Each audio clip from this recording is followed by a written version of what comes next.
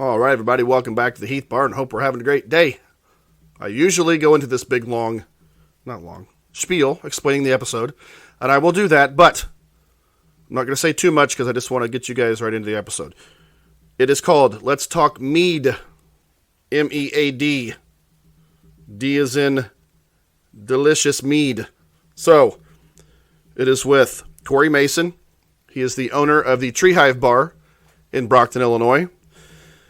I went there with my wife and another couple last Saturday and was pretty blown away at how amazing everything tasted. So, he discussed the process a little bit with us, and I thought it'd be great to have him on here. So, what he does is, he explains what mead is. He explains his process, how he makes it. He talks about where all it is distributed right now. He talks about the idea of opening a bar. He gets into, he goes way back and talks about how he got interested in mead in the first place. So it's a very, very interesting episode. I did not know anything about mead, and now I know a lot, and you guys will too, because I was blown away at how good it tastes.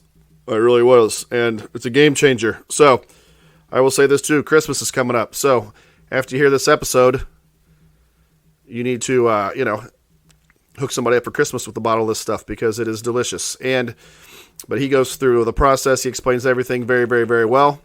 So I'm just going to stop talking and get out of the way and let the episode air so you can hear everything and get informed and get wizened up about mead. It is delicious, and Corey Mason does an amazing job making it. So I want to thank him very, very much for coming on. It was a lot of fun. Enjoy the episode, and welcome to the Heath Barn.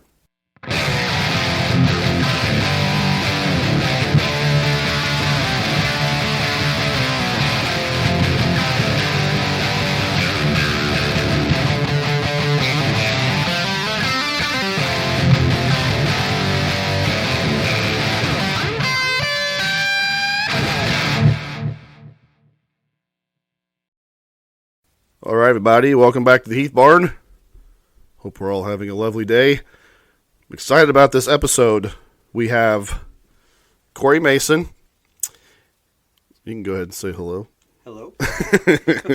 He is, I want to get your title right here, the founder, creator, owner of the Tree Hive Bar in Brocton, Illinois, but also, that's why I was asking beforehand, like, how would you like to how about you introduce yourself so that way I don't leave anything out, because you've got a lot of titles or hats or. All right, I'm the owner, mead maker, bartender, the cleaner of everything at Tree Hive. There you go. Yeah. Yes. Now, well, before we get into all that, though, we were just talking fantasy football. I'm not going to bore you guys with that. I do talk about that on here sometimes, though. But, yeah, we're both in several leagues. Playoffs are starting. Tense times, But do you one thing I was going to ask you, what app do you guys use? Have you ever used a sleeper app before, or no? Never used it. Yeah, it's great. I switched to that one a couple years ago. Highly recommend it. That's the one where I told you, this will really bring in the audience here, me talking about fantasy at the beginning.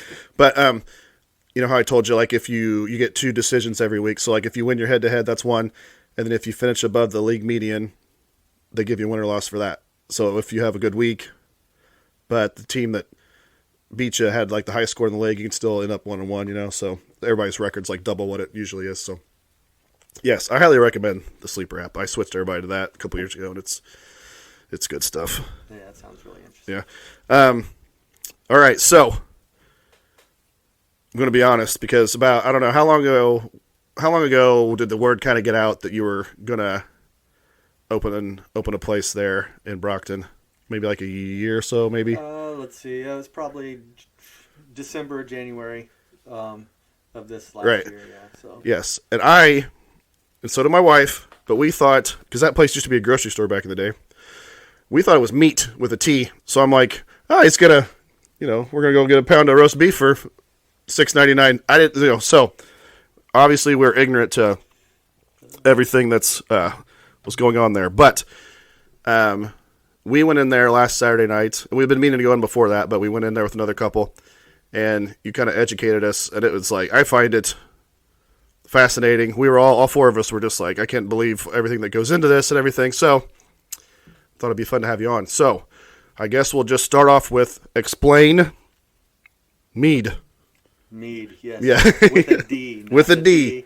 I am not. You can eat meat with it while you drink mead, but I'm not fermenting, beef or deer. It's yeah. not what I ferment. Yeah. Mead is an alcohol made from honey. And from honey, as long as it's 51% fermented honey, that is considered a mead. And I get to do whatever I want with it for the most part, following all the rules, of course. Yes. But just a regular traditional mead is honey, water, and yeast. I usually ferment to around 14%, and then I will back sweeten all my mead, and then I will get it to around 12.5%. So it's higher in alcohol. It is not wine. It's mead. Yeah. There are some kind of crossovers from there, but I can add fruit, I can add spices, I can age it in a bourbon barrel. There's multiple things that I've done. I've made chocolate meads. I've made grape meads. I have a blueberry pie mead right here, which was blueberry with pie spices. And it might be gone. It might be gone here before too long, because it's delicious. Yeah. That's what blows my mind. I mean, it is, okay, because you came out, we were there, and you brought out, explain what you have, like, as far as on your board there for your menu, and how often you replace, and all that kind of good stuff at your bar. All right, I have a tap list of 8 meads. It's a rotating tap list. I have a few that will stay longer than the others because I've put more in kegs. So usually my sessionable or 8% meads, which I like to call sessionable because they're not 12.5%. Those are more of my in-house meads that I like to keep on.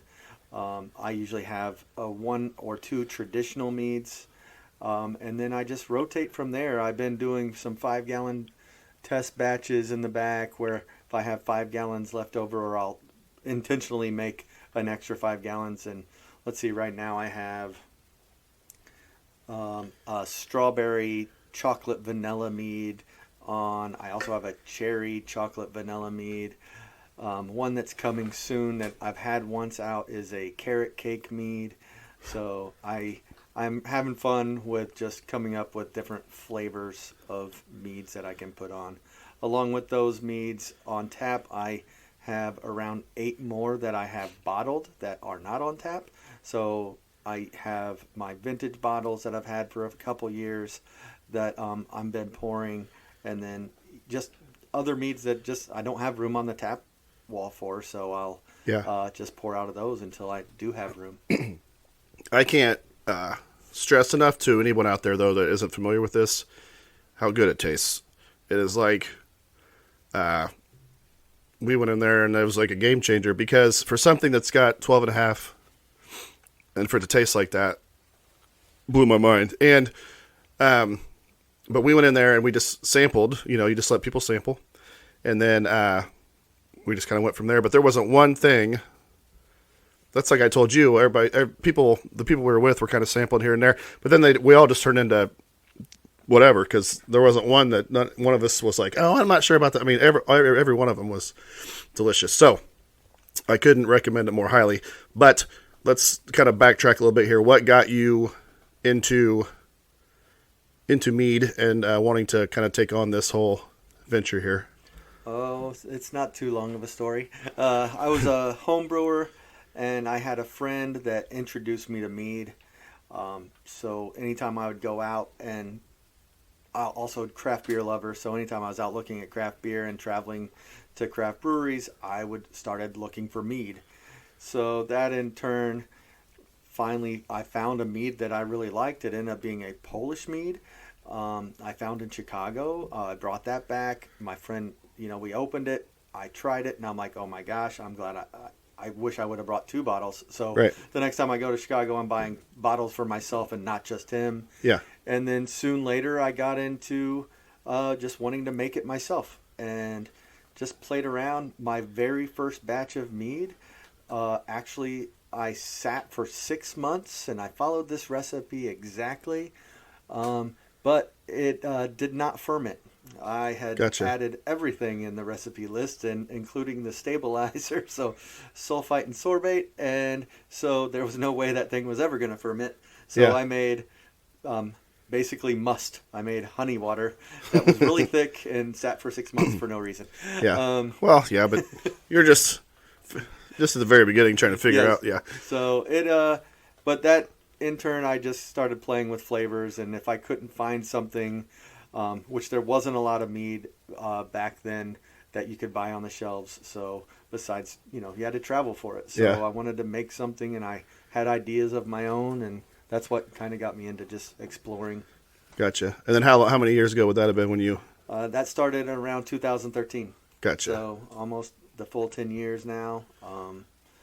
Okay, now you were talking about as long as they approve it. I was asking about this when we were over there, but how do you get like certain things approved? How do they have to get approved? Who approves them? All that kind of stuff for you to be able to sell it and everything. All right, so for starters, you have to get a federal liquor license to be able to start a meadery and even start thinking about it. Yeah. Then you have to talk to your local, wherever you're at. So right now I'm in Brocton, so I talked to the Brocton mayor, and he talked to the city council, and they approved a liquor license for me there. And then from that, I had to take both of that information to the state of Illinois, and I had to get approval from there.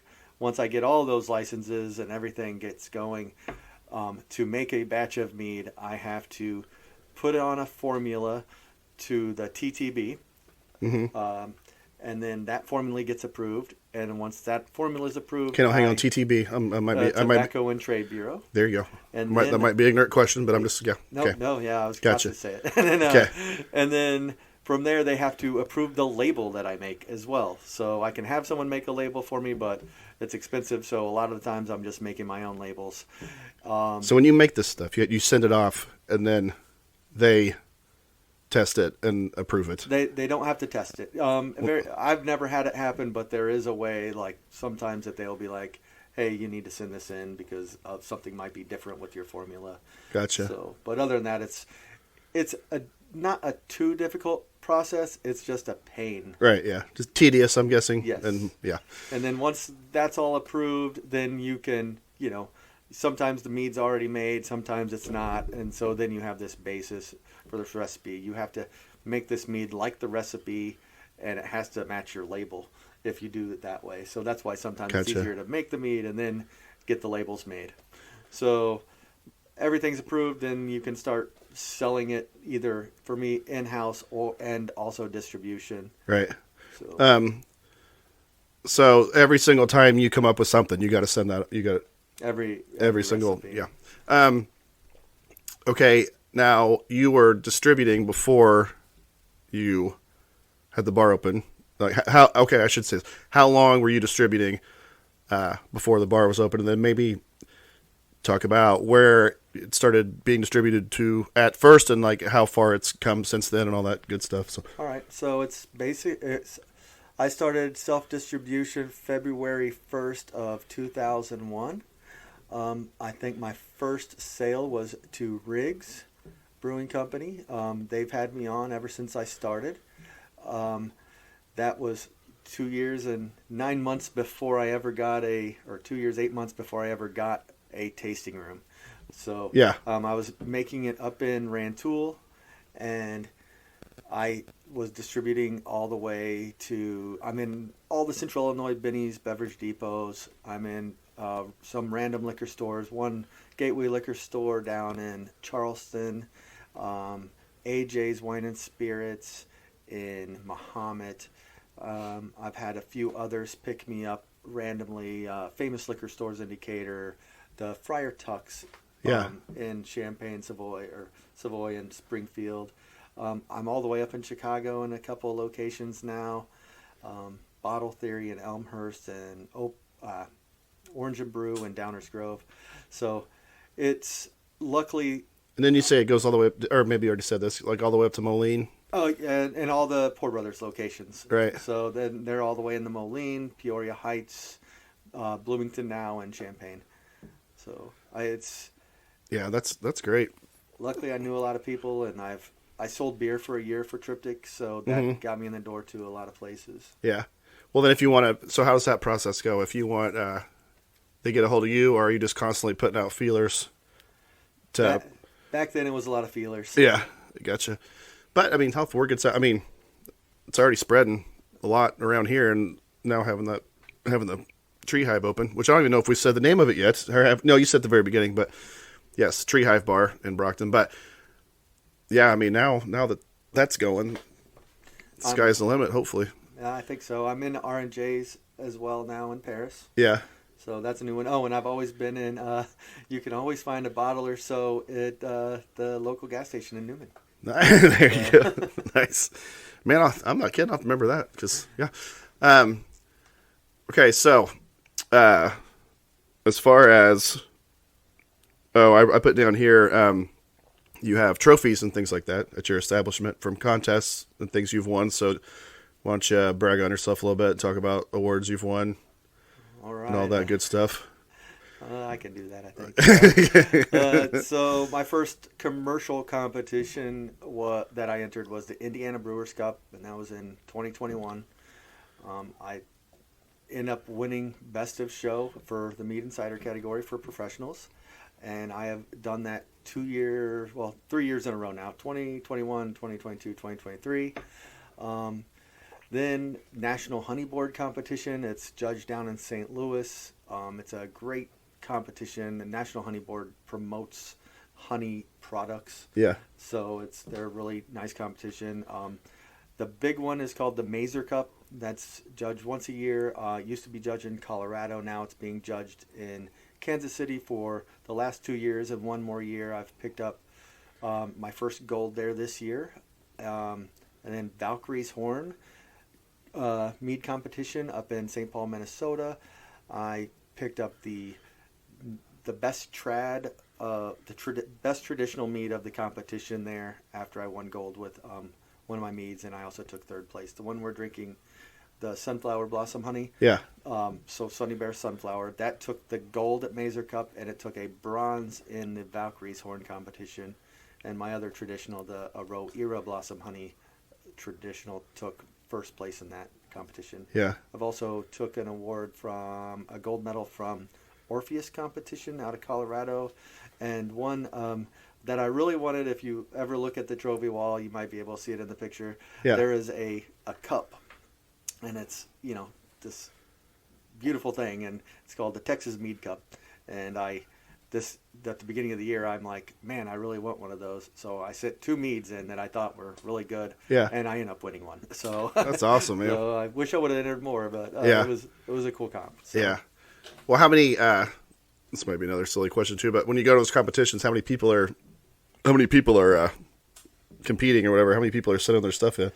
So Mazer Cup, usually you have a lot more than any others. Some other ones usually you're competing. I want to say like 50 to 100 different meaderies. Yeah. Some of these other ones you're less than 20. Gotcha. Yeah. Well, man, I'm glad. So then, okay? So you're kicking ass with all those competitions and everything. You're wanting to open up a place. Did you have your eyes on that place where you are now, or was it just kind of like anywhere close in the area where I can get something going? Or I was hoping once I bought my business partners out and moved from Rantoul, or looking for a place to move out of Rantoul to, I would have loved to have been in Champaign. Lots of people going through. More people Right, up there yeah. know kind of what mead is. People will know now around here, 'cause, Yeah. yeah, hopefully. But man, yeah, Leasing up there was pretty expensive, so it didn't make sense. And then I started looking in Tuscola. I looked in Arcola. And when I found this building in Brocton, it just made sense. The price was right. yeah, And it was the size, and I could easily get stuff set up in there. right. I love that building. I mean, like I said, I remember it. I think I told you, I remember it from when I was little. It was when it was a grocery store. But I think it's cool too because, it can turn into like a destination for people, I guess. So, because Brocton, nobody knows where the hell that is. You know what I mean? So it's like, but you know how these places that are awesome and different and things like that around here, people, if the place is good like yours is, then people will turn it into a destination and they'll make sure it's a place that they go. So in that way, I think it's kind of cool. It kind of makes it a little bit unique. But okay, let's see, what else do I got here. So yeah, but the bar though, where you like, okay, whenever you're doing all this stuff, from day one, as soon as you got into it, your end game was just distributing as much as humanly possible and having a bar, right? Yes. Yeah. So you're right there. But why don't we talk a little bit about what we have in front of us, because I've already told people how delicious all of it is, but maybe you can go here. It's not videoing, but here, maybe just give me a little something here, and I'm not a sophisticated palate. I don't think. I just know if it tastes good or not. But so what's that one called? So now he's just poured a little bit of boozy blueberry pie. Boozy blueberry pie. And hang on, we'll take a sip real quick. This is why I need to start videoing these, by the way. But yeah, I just can't even. It's just like sweet. It's like grape juice, but better. I mean, it's like, no, that's not doing justice. It's just, I can't explain it. You guys, you just need to try it. And you also brought in honey, and you have honey at your bar too. People can sample. Yes, I have honey. You can come and sample. I think around 19 different honeys. Here, you can explain that a little bit if you want, like you were explaining it to me. But the one I brought today was sunflower honey, because we're sitting here drinking a sunflower honey mead. So I wanted John to taste the honey that he's drinking. I can't. Yeah, but I can't believe it. Boozy blueberry pie. It's definitely lots of blueberries. I've been wanting to quit drink. I've been saying I need to not drink beer anymore. I didn't mean necessarily quit. Apparently, I just meant switch to something. Switch, I guess. But yeah, it's delicious. Okay, so yeah, go ahead and you can just kind of educate them on these flavors, what some of your favorite flavors are, and all that good stuff as far as. Okay. All right. My favorite flavor probably is the traditionals, just because I get to showcase the honeys and show how different honey actually is. Like the different floral sources of honey, the nectar that they bring in changes that honey. I have 3 local honeys right now, 2 from Marshall area, 1 from and some from Brocton area, and even the pails of honey that I bought locally from Terry Sullivan, they all taste different. Yeah. Because the different hives, different times of year, different. It's amazing the different kinds of honey that you can actually get. My favorite honey on that aspect is honey called Meadow Foam. It has like a vanilla marshmallowy flavor. If you come in, you can try it. You can buy it. It's one of those kind of life-changing honey moments, I guess. It's really good. One of the other meads I have is right here is Grape Happens. It's a Concord grape mead, and we were talking about rules with the TTB earlier. Yeah. One of the rules is, since I'm a meadery and not just a full-on winery, even though that's what I'm classified as, I can't tell you on this label that there's Concord grape juice in this. Oh yeah, you were saying, yeah. So it's like the weirdest rule ever, because I'm still classified as a winery, but I fermented Concord grape juice with honey. Apparently, it's not Concord wine anymore. So, or Concord. So, gotcha. Even though they want you to tell everything else, but this is full-on Concord grape. It is something that I have made multiple times. I've changed it. I've just went back to this recipe that I just really like the most, and it's sweet and Concord grape juice. Yeah. The boozy blueberry pie actually spent about a year in a barrel that I got. When I pulled it out, it was really boozy, so I'm like, sweet, this is boozy and blueberry. I'm going to make this boozy blueberry pie mead. There you go. Once I added all the sweetness back and added some pie spices, the the bourbon barrel itself like kind of left. It's like there in the background, but you get a lot of pie spice on the nose and the flavor, and then boom, blueberry, and it's sweet and it's kind of delicious as Yeah. well. Maybe that's another thing too. Maybe maybe walk people that don't, including myself, until you explained it the other night, but just like how you make it, like you're talking about barrels and things like that. People might not even know it that, but All right, so how that whole process even goes. But So I get honey in. I have a RO water system that I use, so I'll blend up the honey and the RO water, unless I get like grape juice. Like so, with the Grape Happens Concord grape, that was all juice and just honey. yeah, So sometimes I have to make my own juice, so I'll get concentrate and make my own juice. But for just a traditional mead, I get the RO water, the honey, I blend it up, and then I will pump it into a tank, and I will add yeast. Then I will feed that yeast some nutrients, and that keeps the yeast happy, and that's why when you drink my mead, you don't taste like fusel alcohols. It's not burning. yeah. I can't smooth and easy drinking. believe how smooth it is. Every one of them, I can't believe how smooth it is. But Yeah, by design. And then I know, but it's just crazy. So it'll take around 15 to 30 days for that ferment to get to around 14%. After that, I will transfer it into another tank, like basically a holding tank, and I will stabilize with sulfites and sorbates. Yeah, And a couple days after that, I will add back sweetness, because at that point, when it fermented to 14%, it's eaten all the sugar. So Yeah. that yeast is happy, and then I stabilize it, stopped it, boom, sweeten it up, and then that next process takes anywhere from a month and a half to 2 months to just mellow out to where the flavors are good to go. And I taste it once a week, once every 2 weeks, and sometimes I'll add some other products in there like oak or French oak or any of those woods that you can think of. yeah, Birch wood. They all impact or they change the mead in a way for good. So it helps it. It's not like wine where I'm adding putting in an oak barrel and it sits and it's just oak. That's not what I'm trying to do. yeah, I want the oak or whatever I put in to complement the meads. yeah. And pull out those flavors. Gotcha.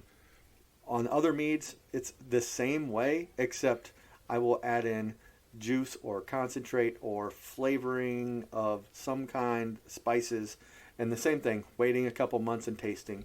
The longest thing I've had right now, I've waited for 2 years and it's still not released, is a Christmas mead that just isn't, I just don't like it yet. So Right. I've done that. I've put meat into a barrel. I'm releasing one this weekend, which has been in a barrel for a full year. Yeah. And it's actually my first dry mead, but it tastes good the way it is. Right. I didn't want to. Oh yeah, you were talking about that too. Yeah. Yeah. What's that one gonna be called?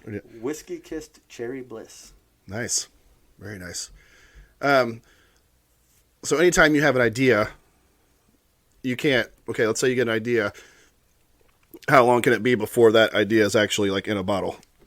It just varies on after ordering, probably 3 months to 3.5 months, because it takes a couple weeks to get all the ingredients in. I'm working on one right now that is a German chocolate cake mead, and I finally just got pecans in today. Yeah. So I have pecans, I have toasted coconut, I have the honeys I want to use, and then I'm like, okay, what else?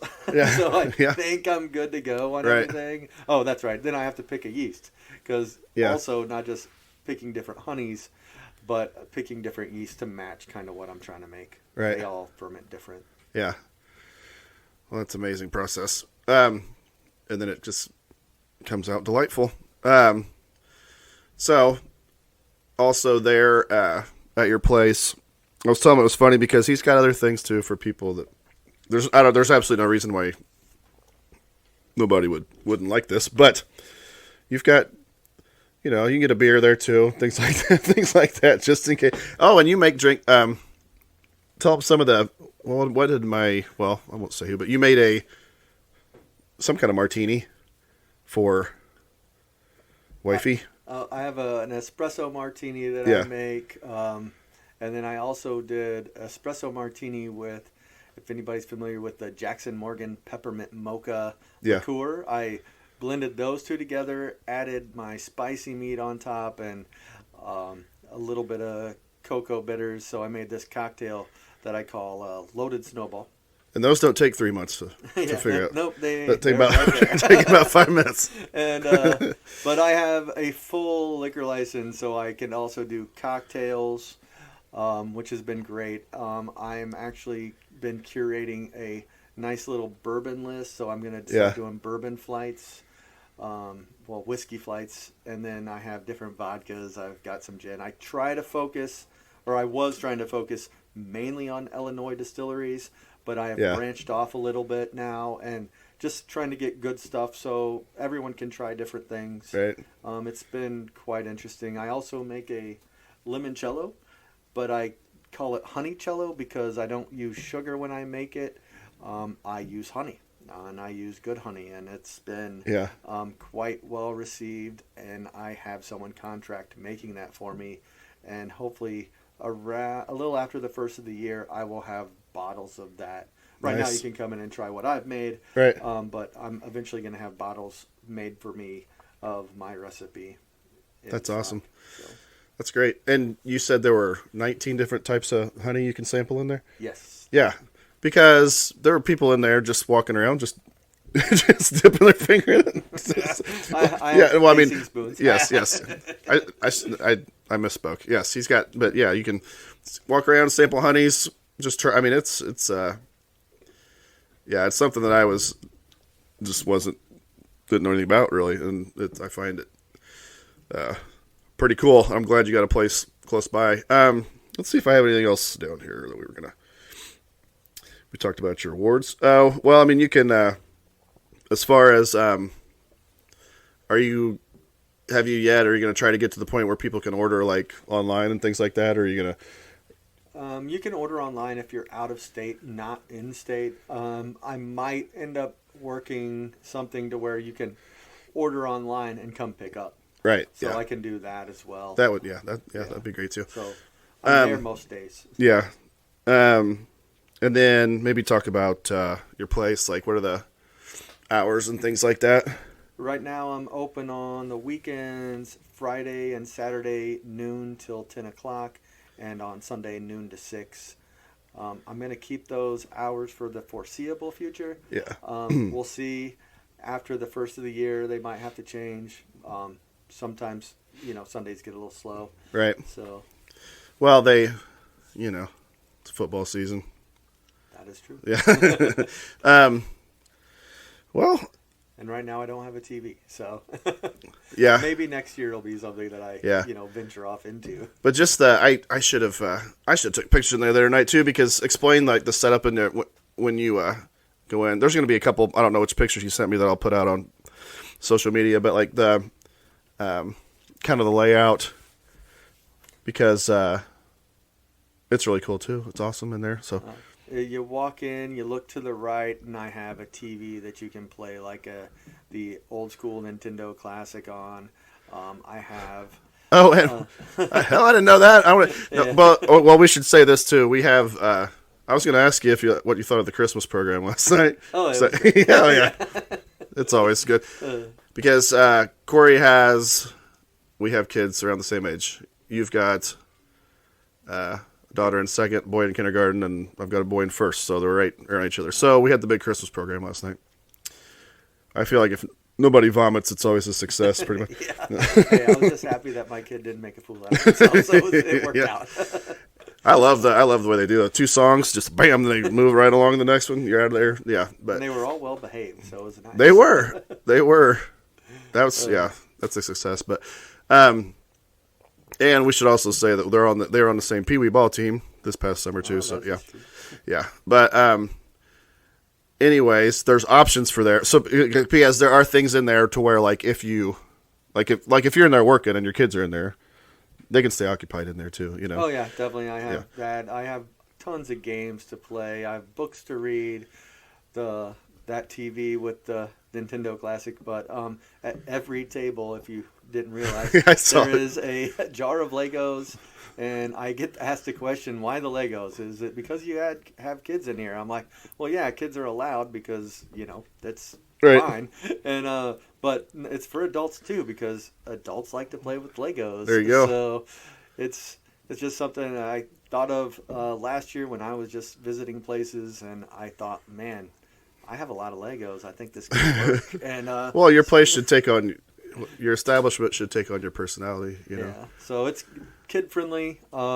I mean, I've never had kids in there really late, but you know, it's one of those If things. you're in a pinch and you got to go in and you got your Yeah. kids, there's stuff. Yeah, they can stay occupied. Definitely during the day. I have 10 different sodas, I believe. Right. Yeah.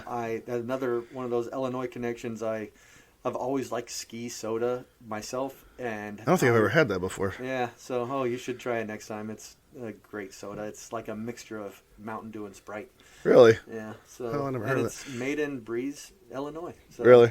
Yeah, and they used to be in our conference, and so I always Yeah. think Breeze Modern Breeze Day. Modern Day. Yes. Yeah, Yes. but Yes. it's- Yeah. Yeah. That's how as soon as you said breeze, I thought of modern day. Yeah. What were you saying about the tree, the bar, or the tree? So yeah, Having a some brain live, fart. Edge wood long tables that you can stand at or sit at. Yeah. I picked those up. They're actually Buckeye wood.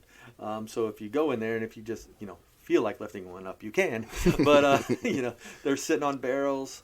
I got them from a guy who said they came from a Muhammad school that they had cut down, and so I went up, got them, sanded them down, put some epoxy on them. It's been one of those cool little features that people like. Yeah, they look great in there. My Yeah. bar itself is different squares, and they're all that epoxy spin art. There's a name for it that I can't pronounce, but my daughter did that with her stepdad, and they came and installed it, and they went ahead and sorted them out. And they actually, one of the little tiny secrets is if you can put a black light on it, and some of them glow different colors. Oh, really? And stuff. It's That's pretty awesome. neat. Yeah. But that was my idea. I'm like, hey, do you think you could do your artwork on this? And she said yes. And she goes, I've got ideas. And she matched the colors. So it's Very cool. Something added that I like. Yeah. So, There was something else there too. I was gonna say. Well, maybe not, but yeah, it's a very good. And your logo is what I was gonna talk about. It's a very cool logo. And they'll see it too whenever I put this out, put the pictures out. But you said that you got together with some people. yeah, the original business partners and people that were investing, we did 99 designs for the logo, and then we all kind of worked together and just moved things around on this. And Okay. so the logo, nice collaborative effort for former people that were involved in the business, and it was supposed to look like a chalice or like in a glass of wine, and then it evolved to this honey dipper, which I just love. So I like the logo so much I actually put it on my leg. So All right. nice Tree Hive tattoo. Yeah. I don't think I like my logo quite enough to get it tattooed on my body, but The barn. yeah, giant barn. I love the logo, and it was. She's only like 12 years old, the girl that did it, and then that's my dad up there, and she also did that picture too, and that's just like a sketch art. That's like, That's great. It's a drawing. I mean, she's amazing. So, yeah, but shout out Lakin. But yeah, I think you got a great thing going, and I'm glad you got to kind of get the word out here because I'm sure, like I said, there's no reason why it can't kind of turn into a destination for people. And that Sunday deal too, I bet in the summertime, because when people are out piddling on Sundays, just that's the thing about these little towns. You can piddle from one place to another, and just kind of, like I said, make it a destination. So, well, I think we got through everything fairly quickly. Quicker than I thought we would, actually. But can you, let's see here, you gave your hours, is there any way that, the information you feel like you need to get out there for people to? Just don't be afraid to try it. It's Oh my it's gosh. really not a scary thing. No, it's not. good. No, it's not. It's not scary at all. But, yeah, I can't say enough about how good it tastes. So, Well, thanks for coming on. Yeah, thanks for having me. Yeah, and I will this will be out tonight, and then I'll get out the pictures, put them on social media. If